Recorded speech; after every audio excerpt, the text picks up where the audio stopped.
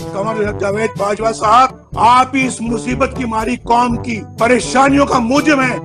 General Qamar Javed Bajwa साहब, आपने हमारी अच्छी भली चलती हुकूमत को रुखसत करवाया और मुल्क और कौम को अपनी ख्वाहिशात की भीन चढ़ाया। मेंबरान पार्लियामेंट की खरीदो फरोख्त जिससे हम अरसा दराज से जान छुड़ा चुके थे, दोबारा आपने शुरू करवाई। जजों से जोर जबरदस्ती से फैसले आपने लिखवाए। इंसाफ करने के जुर्म में जस्टिस शौकत अजीज सिद्दीकी और काजी फाइज ईसा के खिलाफ तमाम इक़दाम आपके इमाम पर किए गए। नतीजे में होने वाली बर्बादी के भी आप ही जिम्मेदार हैं। जनरल बाजवा साहब, जवाब आपको ही देना पड़ेगा, आपको। बिस्मिल्लाहिर्रहमानिर्रहीम, अस्सलाम वालेकुम। मैं हूं आपकी मेज़बान फरजाना चौधरी। आज हम आपकी मुलाकात रिटायर्ड फौजी ऑफिसर मेजर आरिफ से करवाएंगे। मेजर आरिफ ने पाक भारत की जंगों में मुख्तलिफ महाजों पर बहादुरी के जौहर दिखाए। आज हम उनसे मुल्क की मौजूदा सूरत हाल पर खसूसी गुफ्तगू करेंगे।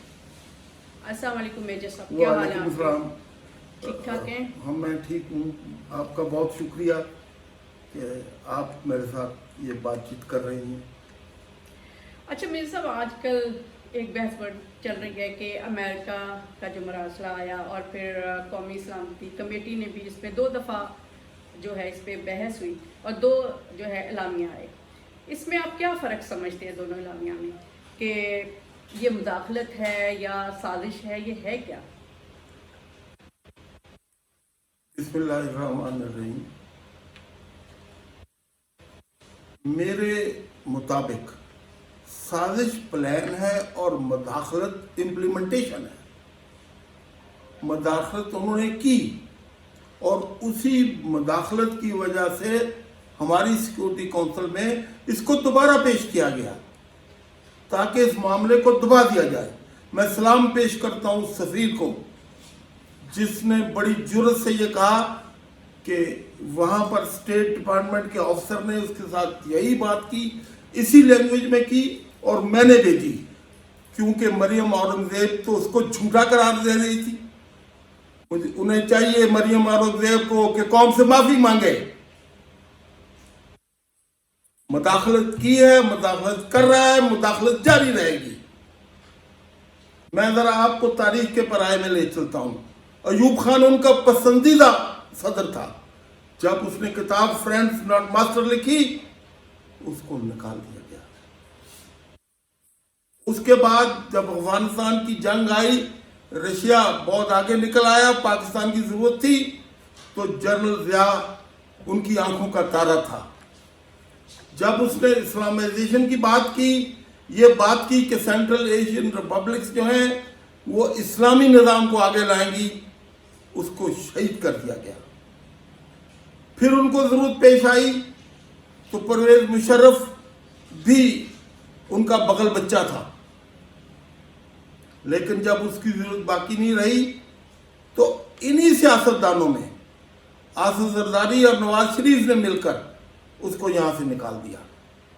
ये लोग मुल्क दुश्मन हैं, इनको मुल्क से मोहब्बत नहीं है, इनके पैसे बाहर हैं, इनकी जायदादें बाहर हैं, इनकी औलाद बाहर है, लेकिन हुक्मरानी हम पे करना चाहते हैं।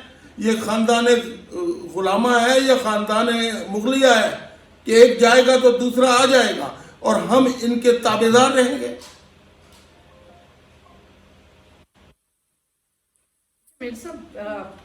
जो ये साबित तो हो गया कि अमेरिका ने मुदाखलत की है, ये एलामिया में भी आया, पहले भी था, जो पहले एलामिया आया उसमें भी था और अब भी इसमें भी आया। तो उसमें ये था कि भाई अगर ये रजीम चेंज हो जाती है तो फिर पाकिस्तान को वो माफ़ कर देंगे। तो आपके ख्याल में रजीम चेंज तो होगी, इमरान खान तो चले गए, तो अब पाकिस्तान को अमेरिका क्या मराद दे सकता है? पाकिस्तान ने क्या जुर्म किया था कि जिसकी वो सजा हमें दे रहा है? क्या इंडिया ने रूस के खिलाफ वोट देने से इनकार नहीं किया? दूसरे मुल्कों ने भी किया, उनके साथ आज भी उनकी दोस्ती है। तो असल में अमेरिका जो है, जब अफगानिस्तान में जंग से निकल रहा था, उस वक़्त जब इमरान खान ने ان کو سہولتیں فراہم کرنے سے انکار کر دیا تو اس وقت سے ان کے دل میں ایک بغض تھا. وہ آہستہ آہستہ بڑھتا گیا اور اب جب پاکستان رشیا کے بھی بہت نزدیک ہو گیا, چائنا کے ساتھ پہلے نزدیک تھا, تو جب وہ اس علاقے میں اپنی گرپ کھو رہے تھے اور وہ اسی طرح ممکن تھی کہ اس وقت کی جو حکومت تھی, عمران خان کی جو حکومت تھی, اس کو فارغ کیا جائے تاکہ یہ خطہ بھی ان کی حکمرانی میں آ جائے. ہمارے بڑے بڑے سیاسی لیڈران جن میں نواز شریف بگوڑا, شہباز شریف شوباز, آصف زرداری نری بیماری اور مولانا ڈیزل, یہ سب کے سب ملک دشمن پہ اتر آئے. ان کا ٹارگٹ عمران خان تھا. ان کو عوام سے کوئی دلچسپی نہیں, یہ عوام کے لیے کچھ نہیں کرے گا, یہ اپنا پیٹ بھریں گے, یہ اپنے خزانے بڑھائیں گے. اچھا میجر صاحب, یہ ایک تو یہ بڑا ہاٹ کیک بنا ہوا تھا, امریکہ سے آنے والا مراسلہ اور مداخلت و سازش کی بات ہو رہی تھی. دوسرا سپریم کورٹ کا جو انہوں نے حکم صادر کیا تحریک عدم اعتماد کے حوالے سے کہ ووٹنگ کرائی جائے اور اسپیکر کی رولنگ کو جو کالعدم قرار دیا, آپ اس کو آئین کے لحاظ سے کس نظر سے دیکھتے ہیں؟ کیا پارلیمنٹ تو سپریم ہوتی ہے؟ فرزانہ, میں کوئی قانون دان نہیں ہوں, لیکن تھوڑا بہت جتنا میری اس میں اسٹڈی ہے, پارلیمنٹ کے اندر کوئی بھی کورٹ مداخلت نہیں کر سکتا. میں چیف جسٹس صاحب سے عرض کروں گا کہ وہ نظر ثانی کریں. انہوں نے پارلیمنٹ کے تقدس کو نہیں چھوڑا. پارلیمنٹ نہیں رہی. کیا پارلیمنٹ ابھی سپریم کورٹ اور ہائی کورٹ چلائے گی؟ وہ حکم دے گی کہ فلاں سے اوتھ لو, کس وقت لو, کس تاریخ کے لو, کتنے بجے لو, کون لے گا؟ یہ سب احکامات جو ہے وہ اب کورٹوں کی طرف سے آ رہے ہیں. کچھ خدا کا خوف کریں. کل آپ نے جج نہیں رہنا. یہ قوم آپ سے پوچھے گی, یہ قوم آپ سے سوال کرے گی. یہ مردہ قوم نہیں ہے. اچھا, یہ میجر عدیل راجہ کا کیا معاملہ ہے؟ سنا وہ لندن چلے گئے, کیا کیا انہوں نے؟ جہاں تک میری معلومات کا تعلق ہے وہ کوئی ٹویٹر اکاؤنٹ چلا رہے تھے. اس میں کیا مواد تھا وہ مجھے نہیں علم ہے. تو چونکہ انٹیلیجنس ایجنسی ان کے پیچھے لگ گئی تو اس لیے وہ یہاں سے فرار ہو گئے. لیکن فرار تو پھر پی ایم ایل این کا ہر بندہ ہوا. ڈار صاحب ہوئے, نواز شریف ہوا, سلمان شہباز ہوا, وہ بھی تو فرار ہوئے تھے, لیکن وہ مقدموں سے ڈر کے بھاگے تھے. تو آپ کے خیال میں ایک پاک آرمی کا جو ہے آفیسر وہ کسی اور ایجنسی کے لیے بھی کام کر سکتے ہیں؟ ہو سکتا ہے. دیکھیں, گندے انڈے تو کہیں بھی ہو سکتے ہیں, لیکن مجھے یہ یقین ہے کہ وہ ملک کے خلاف نہیں کر رہا تھا. حکومت کے خلاف اگر کچھ کر رہا ہے تو وہ غداری نہیں ہے. غداری ہے جب ملک یا فوج کے خلاف کوئی کام کرے. اچھا, یہ جو کہا جاتا ہے کہ وہ کوئی جنرل باجوہ صاحب نے لاہور میں کوئی میٹنگ کی اور اس کے حوالے سے کوئی چیزیں جو ہیں وہ پبلک میں آئیں, کیا یہی اس کے موجب تھے؟ میرا نہیں خیال یہ ہے. اور ہم جو ویٹرنز ہیں انہوں نے بڑا خیال رکھا ہے کہ جو اندر بات چیت ہوئی وہ باہر نہ آئے. بہت ساری باتیں لوگ نے ازیوم کر لی ہیں کہ ایسے ہوئی ہیں, لیکن باجوہ صاحب نے خود بہت ساری جگہ پر اپنی مان لی ہے کہ ٹھیک ہے. میری اپنے سپہ سالار کے سامنے ایک عرض ہے کہ عوام میں جتنی عزت پاکستان کی فوج کی چند دنوں پہلے تک تھی وہ کم ہو کر آدھی رہ گئی ہے. خدا را اس پہ غور کریں. فوج تب لڑتی ہے جب عوام ساتھ ہوتے ہیں.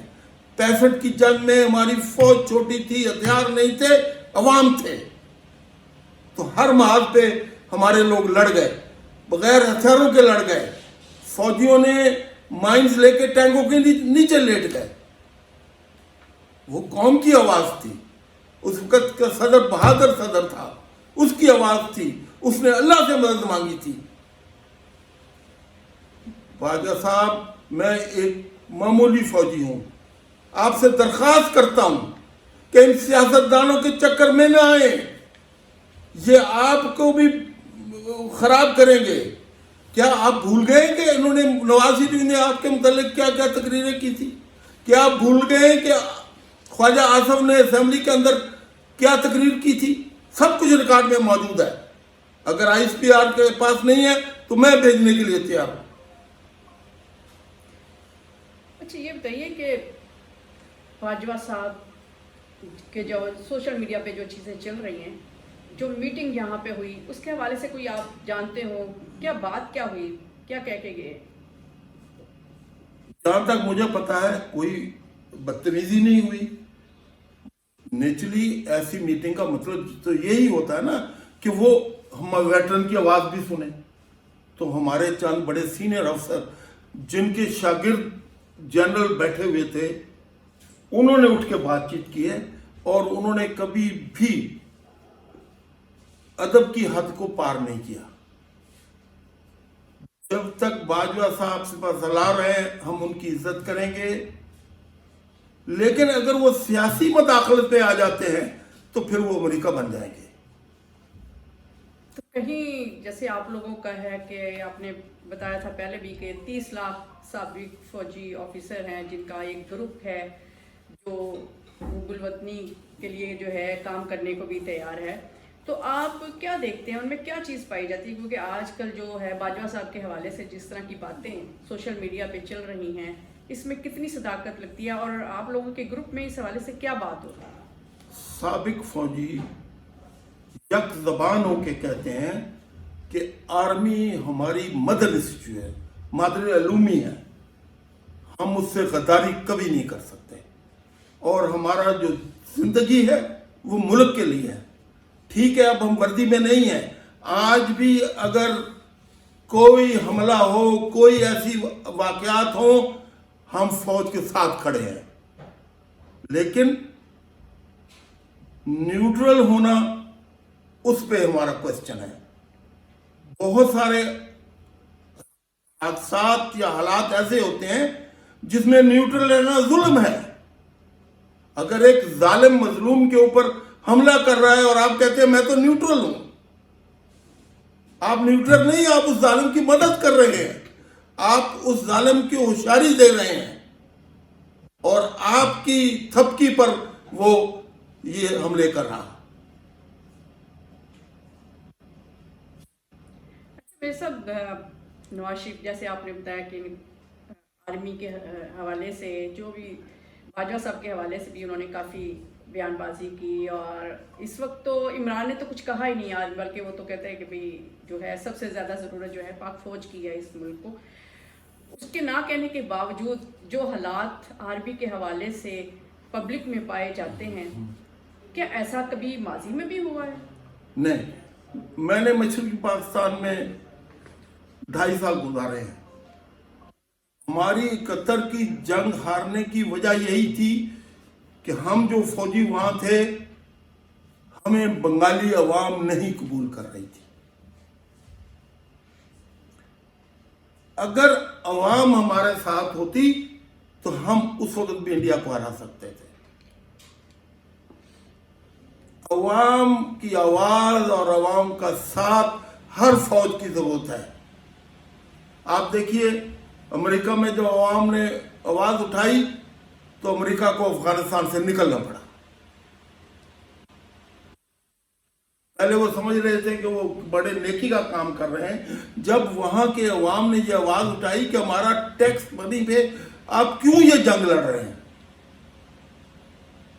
تو ان کی حکومت مجبور ہو گئی کہ امریکہ میں افغانستان میں پسپائی اختیار کر لی. تو میں اپنے سابق فوجیوں، حاضر فوجیوں، ہر آدمی سے ریکویسٹ کروں گا فوج کے خلاف نفرت نہ پھیلائیں، سیاستدانوں کے کھیل میں نہ آئیں. یہ گندے لوگ ہیں، یہ کسی کے نہیں ہیں. ان کو صرف اقتدار چاہیے اور خزانے پہ قبضہ چاہیے. یہ بندر بانٹ کر رہے ہیں، کبھی ایک صدر بننا چاہتا ہے، کبھی دوسرا بننا چاہتا ہے، کبھی کوئی ایک محکمہ لیتا ہے پھر دوسرا محکمہ لیتا ہے.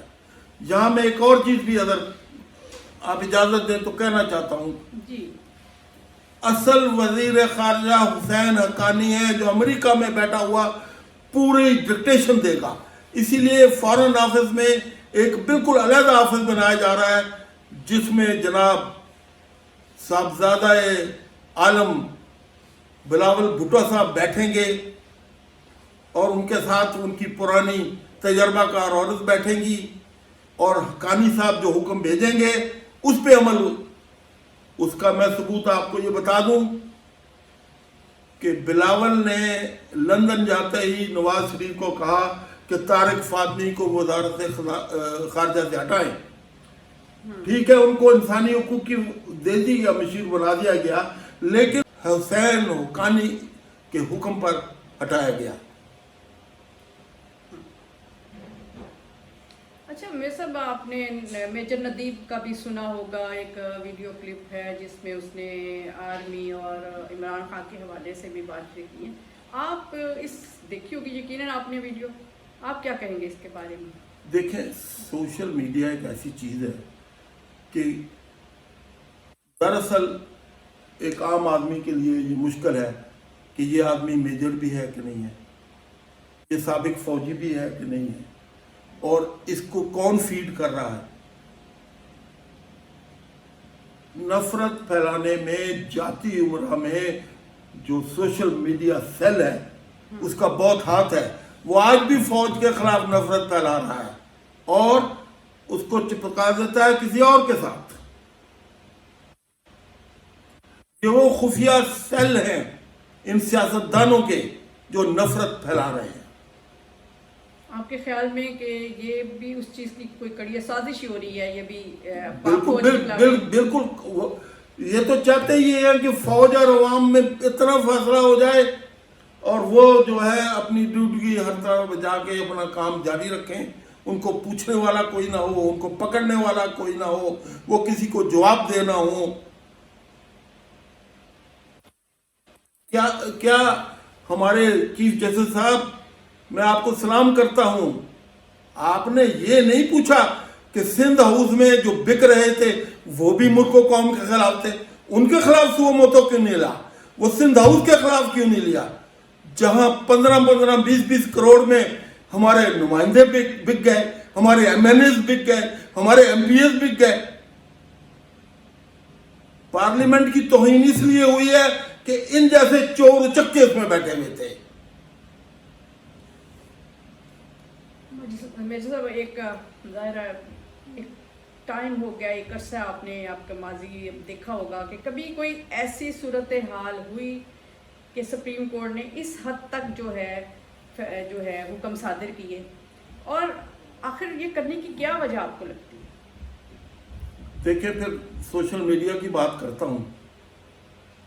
ان کا دماغ بلیو آئی بوائے ہے پی ایم ایل این کا، اس کی ماں بھی ایم این اے، وہ خود بھی ایم این اے، نہ اس کا بھائی بھی ایم این اے، اور یہ فیملی وہ ہے جو ملکیوں کی فیملی ہے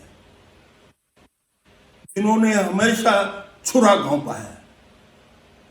آپ شائستہ پرویز اور علی علی پرویز کی بات کر رہے ہیں؟ جی بالکل. آپ کے خیال میں ان کے کہنے پہ یا ان کے دباؤ سے یہ جو ہے سپریم کورٹ نے یہ سازش کا پہلے سے ہی تیاری تھی ساری؟ مجھے بتائیں، لوگ مر گئے ہیں، سندھ میں بچے جل گئے ہیں، کوئی سومو تو نہیں ہوا، کوئی 12 بجے رات کو عدالت نہیں لگی، بلکہ ہفتوں گزر گئے ہیں، کوئی انکوائری بھی نہیں ہوئی. یہ جو لیٹر ہے اس کی بچہ اس کی بات کر رہا ہے، اب تو سومو تو کوئی نہیں لیتا. آپ کے خیال میں یہ جو مراسلہ ہے اس پہ سپریم کورٹ کو سو موٹو لینا چاہیے؟ اس کو جو کمیشن کہہ رہے ہیں بنانے کے لیے عمران خان، اس پہ ہونے چاہیے تحقیق؟ لیکن کیا ہمیں وہ جوڈیشل کمیشن ہو جس پہ عوام کا اعتماد ہو؟ اگر آئی واش کے لیے بننا ہے تو مت بنائیں، اب قوم بیوقوف نہیں بنے گی۔ سابق فوجی جاگ گئے ہیں، ہمیں پتہ ہے کہ نئی انفارمیشن منسٹر نے سب ٹی وی چینلز کو وارن کیا ہے کہ کسی سابق فوجی کو نہ بلائیں۔ آپ ہمارا رزق بھی بند کر دیں، آپ ہمیں جیلیں بھی دے دیں، لیکن ملک کی محبت نہیں ختم کر سکتے۔ یہ ملک ہمارا ہے، ہم نے اس کی حدوں کو اپنے خون سے سینچا ہے۔ میں نے اپنے بھائیوں، دوستوں، ساتھیوں کی لاشیں اٹھائی ہیں۔ مشرقی پاکستان میں ان کے لیے کفن بھی نہیں تھا، ان کے لیے قبر بھی نہیں تھی، ان کو ویسے ہی دریا برد کر دیا گیا۔ ان حالات کے باوجود آج سابق فوجیوں پہ ریسٹرکشن لگائی جا رہی ہیں۔ کیا ہم پاکستانی نہیں ہیں؟ کیا ہماری آواز نہیں ہے؟ ہم سچ بولنے کو تیار ہیں، سچ بولیں گے، سچ بولنے میں اگر پھانسی بھی لگ جائے تو ہم تیار ہیں۔ آپ کے خیال میں ابھی تک، کیونکہ نون لیگ کی حکومت ہے، نواز شریف کا بیان ہے، یہ سب کے سامنے ہے، تو کیا وہی چیز ابھی بھی چل رہی ہے؟ ابھی آرمی، یعنی یہ آرمی کے خلاف ہی نا، مطلب کہ ظاہر ہے جی یہ ان کی سازش کا حصہ ہے کہ عوام کے ساتھ فوج کا رشتہ برقرار نہ رہے، عوام فوج کے خلاف ہو جائے، فوج کی وہ عزت نہ رہے۔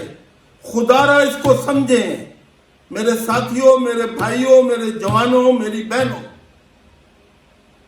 انڈیا بغیر جنگ لڑے ہوئے ہمیں تقسیم کرنا چاہتا ہے، ہمیں کمزور کرنا چاہتا ہے۔ پشت پہ وار کیا ہے اس نے، ہماری پیٹھ پہ چھرا گھانپا ہے، اور ہم آپس کی چھوٹی چھوٹی لڑائیوں پہ مصروف۔ اچھا میجر آپ صاحب یہ بتائیے کہ ہمارے ہاں یہی ایک روایت چلی آ رہی ہے جو ہم سنتے بھی ہیں کہ پاکستان کا وزیر اعظم جو ہے نا، اس کو باہر کی قوتیں بناتی ہیں، اور عمران خان کو بھی نکالا گیا مداخلت کے ذریعے یا جو بھی وہ کہہ لیں، تو اس کے آپ سمجھتے ہیں کہ کیا عمران خان وہ قوتیں عمران خان کو دوبارہ وزیر اعظم بننے دیں گی؟ یقیناً وہ رکاوٹیں ڈالیں گے۔ دیکھیں، اگر ہم اپنی تاریخ کو پڑھیں، لیاقت علی خان کو سب سے پہلے انوائٹ رشیا نے کیا تھا۔ امریکہ نے برٹش کے ذریعے اس کو کہا کہ رشیا مت جاؤ امریکہ، اور اس طرح ہم امریکہ کے کیمپ میں شامل ہو گئے۔ تو امریکہ انہی قوموں کو حکم دیتا ہے جہاں کی قوم جو ہے بے حس ہوتی ہے۔ کیوبا میں کیوں نہیں کر سکا؟ کاسترو کو نہیں ہٹا سکا، پوری قوت لی، قریب بھی تھا، پیسے بھی تھے، سب کچھ تھے، لیکن وہ آزاد ملک رہا۔ افغانستان سے وہ 30 سال میں جنگ نہ جیت چکے، شکست مان کے واپس چلے گئے، لیکن اس کے لیے قوم کی ضرورت ہے، بہادر قوم کی ضرورت ہے، بہادر فوج کی ضرورت ہے، اور عوام اور فوج کے اندر بہترین رابطے کی ضرورت ہے۔ یہ ریٹائر جو آرمی آفیسرز ہیں اب یہ سیاست میں بھی بڑی دلچسپی لینے لگے ہیں، آپ کے خیال میں یہ سیاسی میدان میں باقاعدہ عملی طور پہ آنے کے لیے تیاری تو نہیں کر رہے؟ نہیں، ہمارے جتنے بھی فورم ہیں وہ تقریباً غیر سیاسی ہیں۔ اب ذاتی طور پہ اگر کسی آدمی کا کوئی اس میں سیاست میں آنے کا ہو، لیکن بات یہ ہے کہ اگر ہم کوشش بھی کریں تو ہم سیاستدانوں کی طرح جھوٹے نہیں بن سکتے، ان کی طرح بات کہہ کے مکر نہیں سکتے، ٹھیک ہے؟ اب مریم اورنگزیب مجھے کیا جواب دے گی؟ بار بار کہتی تھی وہ جعلی خط تھا، وہ سفید کاغذ تھا، کچھ نہیں تھا، وہ جعلی تھا۔ وہ اصلی ثابت ہو گیا ہے، وہ اصلی ہے، عوام نے ثابت کیا ہے۔ دیکھیں، سابق فوجی غدار نہیں ہے، وہ اس ملک کے وفادار ہیں اور اپنی فوج کے ساتھ کھڑے ہیں۔ فوج کے ساتھ کھڑے ہیں، فوج کے ساتھ کھڑے ہیں۔ تھینک یو میجر صاحب، بہت شکریہ۔ اوکے۔